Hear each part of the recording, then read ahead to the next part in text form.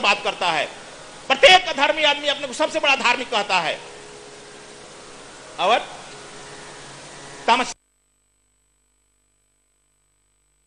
रजोगुण जो व्यक्ति है वो इंटेलेक्चुअल कहता है, हम इंटेलेक्चुअल हैं, बुद्धिवादी होता है, उसकी बुद्धि अधर्म को ही मदद करने में काम रहती है। इसका उदाहरण मैंने बताया था, दुर्योधन और रावण से कोई अधर्मी ज्यादा नहीं होगा, लेकिन परशुराम किसी न किसी बेस में रावण का पोषण कर रहा है।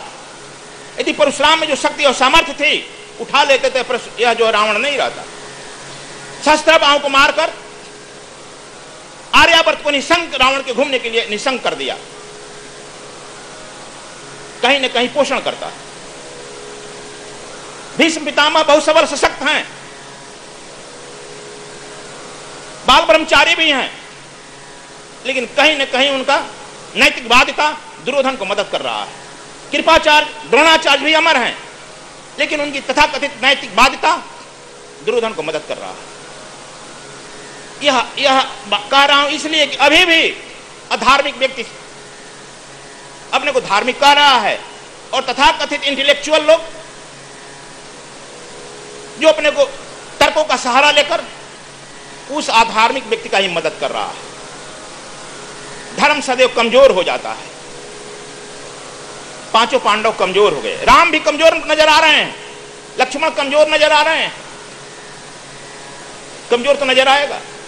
सीता का अपहरण होगा, द्रौपदी का चीरहरण होगा, यह सत्य को जूझना पड़ता है, होगा। लेकिन अंतिम हमारे ऋषियों ने शोध कर कहा है सत्यमेव जयते, सत्य की ही विजय होगी। इसलिए धीरज रखो, यह हरदम होता है। कबंध शरीर छोड़ते वक्त कहा, राम मैं जानता हूं तुम गुरु भक्त हो, यह भी मैं जानता हूं तुम निश्चरों का नाश करने के लिए आए हो, लेकिन रावण के द्वारा मैं प्रेरित था और मैं अपने शक्ति में भूला हुआ था। मुझ में इतनी सामर्थ्य मेरी भुजाओं में थी कि मैं किसी को पकड़ लूं तो वह छूट नहीं सकता है। जरूर तुम में कोई दैविक करिश्मा है कि मेरे जिस भुजाओं से मैंने काटा पकड़ा तुझे, उस भुजा को ही तूने काट दिया। दैविक करिश्मा है, जरूर तुम पर गुरु अनुकंपा है। और राम मैं जाते जाते आशीर्वाद तुम्हें दूं या मंगल कामना करूं तुम्हारी विजय। लेकिन विजय के चलते मैं तुम्हें दूरी से जोड़ना चाहता हूं राम। यहां से थोड़े ही दूर पर एक गुरु भक्त है, मातंग वन है यह। मातंग ऋषि इतने तपस्वी हैं, इतने तेज थे, इनके चलते कोई अशुभ आत्माएं नहीं टिक पाती है राम। मैं यक्ष था इसलिए टिका। मातंग, इसलिए मातंग की एक मात्र शिष्या है जो अपने गुरु के वाणी पर तुम्हारा आज से इंतजार करते करते वृद्धावस्था को प्राप्त कर गई है, लेकिन वह उसमें अद्भुत धैर्य है, वह धैर्य से टिकी नहीं है। प्रतिदिन अपने आश्रम में झाड़ू लगाती है, प्रतिदिन जो है वह कंदमूल फल लेकर के तुम्हारे लिए मानसिक संकल्प करके तुमको भोग लगाती है और प्रत्येक दिन तुम्हारा इंतजार करती है। अपने इंतजार से वह उबी नहीं है। तुम राम यहां से सीधे जाओ और हो सकता है तुम इस जंगल में भटक जाएगा, नए हो, इसलिए मैं अपने अनुचरों को भेज रहा हूं। मरते मरते वह जो है कबंध अपने अनुचरों को कहा यह भगवान राम हैं और इनसे तुम आशीर्वाद ग्रहण करो, इनको सबरी के आश्रम तक पहुंचाओ। देखो, जो व्यक्ति अवरोध उत्पन्न कराया वही ठीक जगह पर पहुंचवा भी दिया। भगवान राम सबरी के आश्रम पर गए।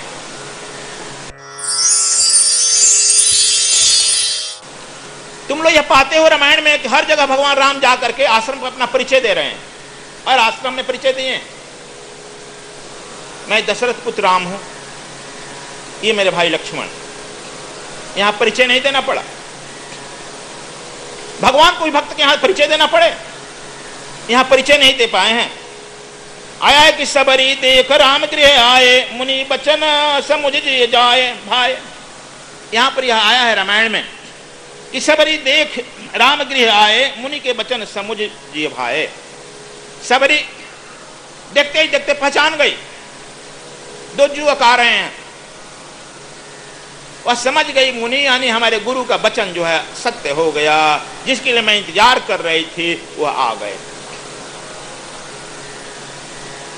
कोई ऋषि इनका पद प्रक्षालन नहीं किया है। देखो कहते हैं कि रामायण में जात पात है, सब लोग कहता है।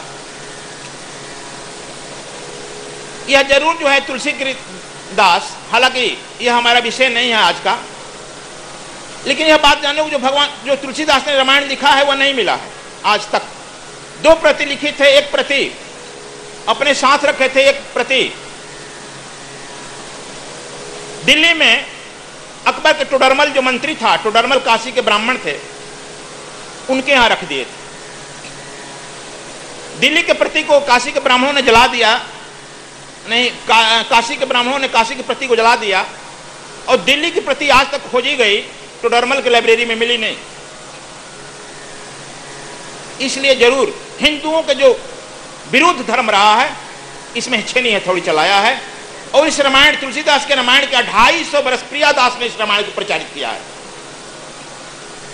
इसलिए 4 रामायण बन गए। एक जो आप गीता प्रेस से देखते हो, जैसे कि राजापुर में कोई पाठ करता था वह है। एक रामायण जिसमें बहुत दोहा चुपाइयों का अंतर है, टोडरमल के खानदान में के लोग भैदैनी बनारस में रहते हैं, उन्होंने छपवाया है। एक रामायण ठाकुर प्रसाद बुकसेलर ने छपवाया। 3 चौथा रामायण काशी नरेश ने छपवाया, और चारों में बहुत सारे दोहा चुपाइयों का अंतर है। इसलिए रामायण जो है हमारे देश के लिए आदर्श रहा है, और रामायण पर ही इर्द गिर्द हमारे संविधान का निर्माण हुआ। एक पत्नी व्रत का जो धारणा आया है वो भगवान राम के चलते आया आदर्श। और आज संविधान में लोग बात करते हैं, धीरे धीरे रामायण की बात हटाते चले जा रहे हैं। तो यह जो है भगवान राम सबरी के आश्रम में गए। सबरी देखते ही इनके पैर में साष्टांग प्रणाम कर गई और अपने पात्र ला करके इनका पैर धोई।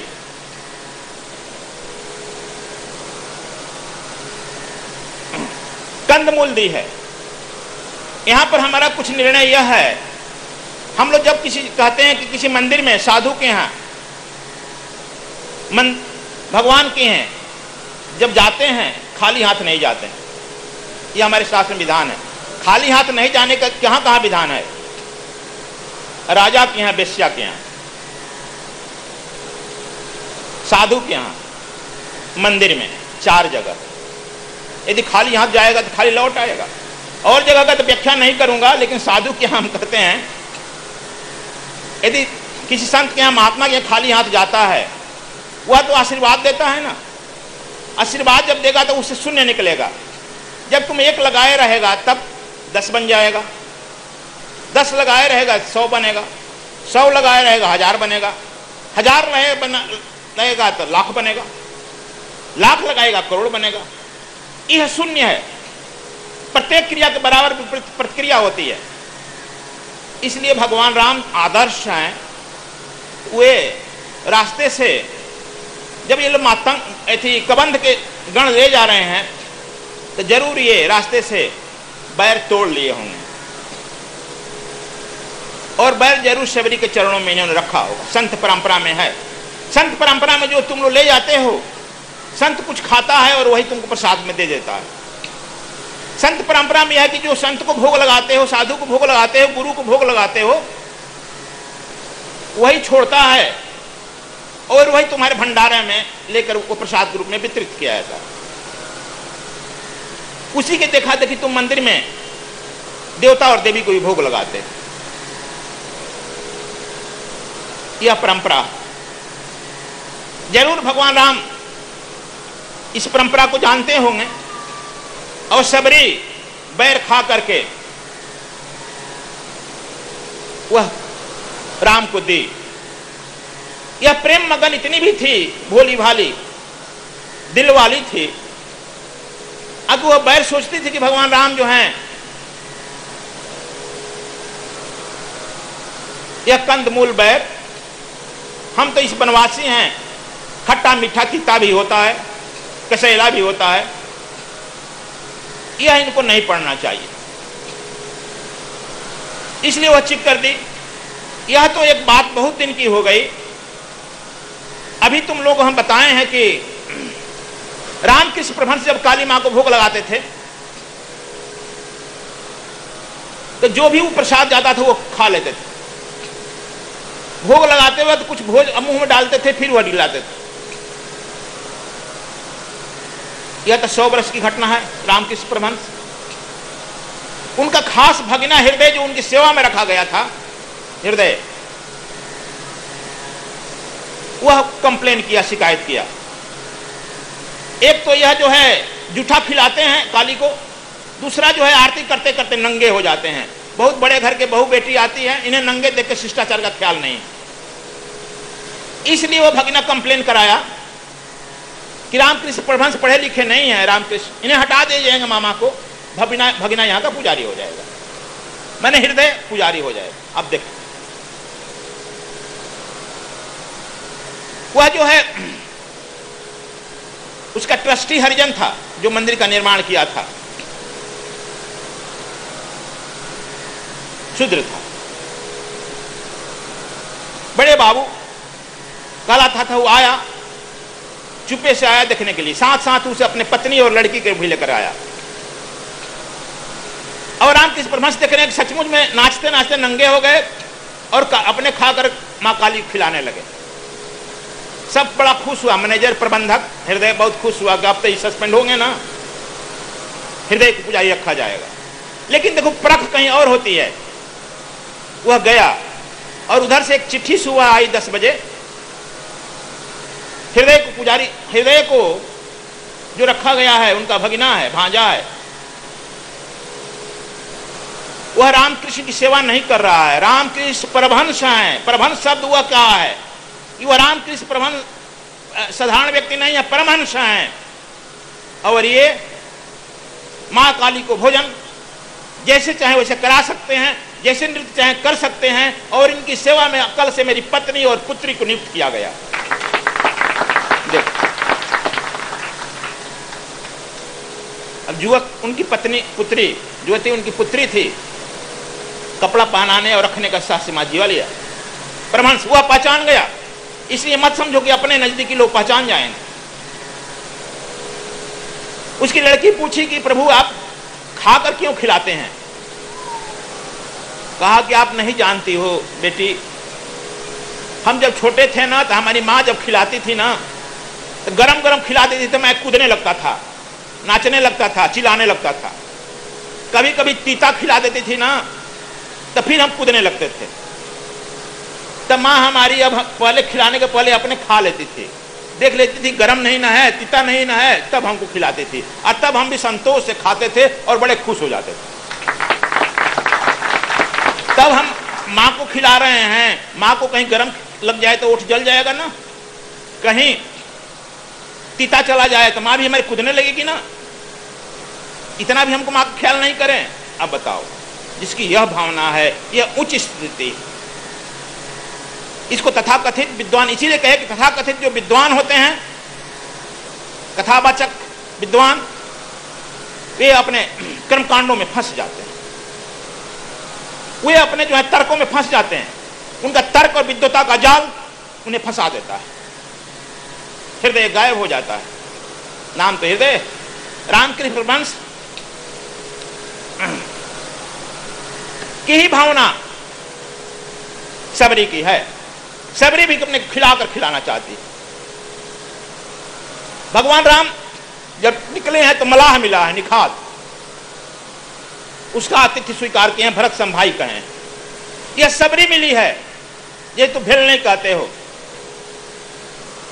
और इस भिलने में अपने मां कौशल्या का रूप देख लेते हैं। वो देखते हैं जैसे मां कौशल्या अपना खिलाती थी, आज वही खिला रही है। इससे वह अभाव से भर गए हैं।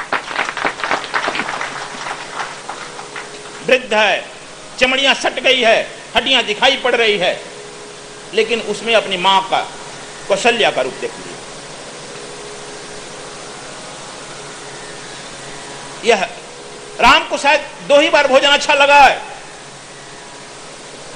मां को छोड़ करके। एक बार इस भिलनी के हाथ से बैर और दूसरी बार जो है विदुर के पत्नी के हाथ से केला का छिलका, केला का छिलका, वह भी निम्न जाति वर्ण की। भगवान कहते हैं भाव के भूखे हैं, लेकिन भाव की गरिमा होनी चाहिए ना।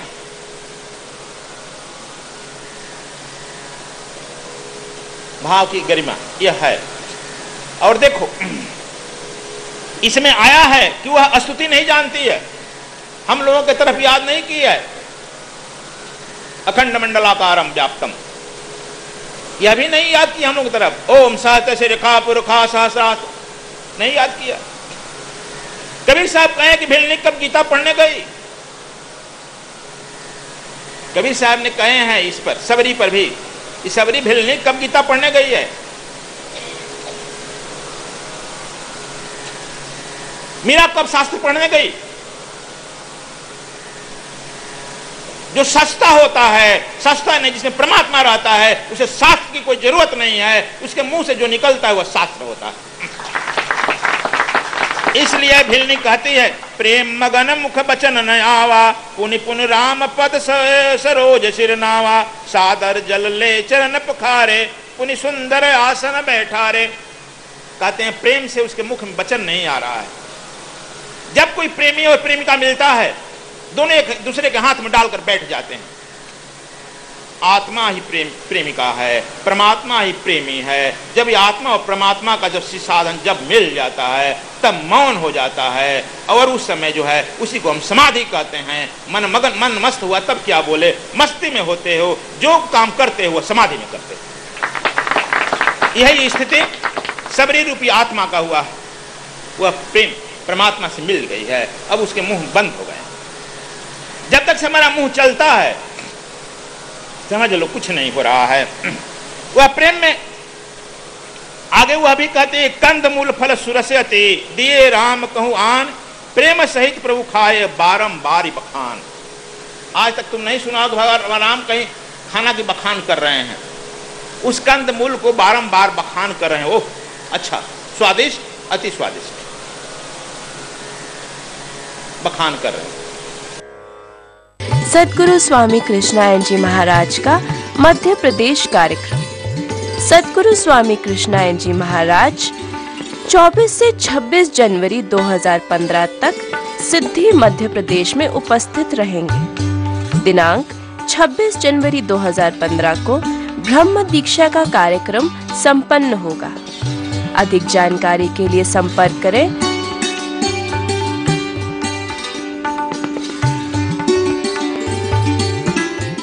मानव जीवन में सफलता प्राप्त करने की ध्यान प्रथम और अंतिम विधि है। वर्तमान युग में भौतिक और आध्यात्मिक उन्नति को प्राप्त कर मानव सेवा की कला सीखें। सद्गुरु स्वामी कृष्णायन जी महाराज की अमृतवाणी में स्वर योग साधना कार्यक्रम आस्था भजन पर प्रतिदिन रात्रि 9:20 पर और आस्था चैनल पर प्रत्येक रविवार रात्रि 10:20 पर। सरी सरी सरी सरी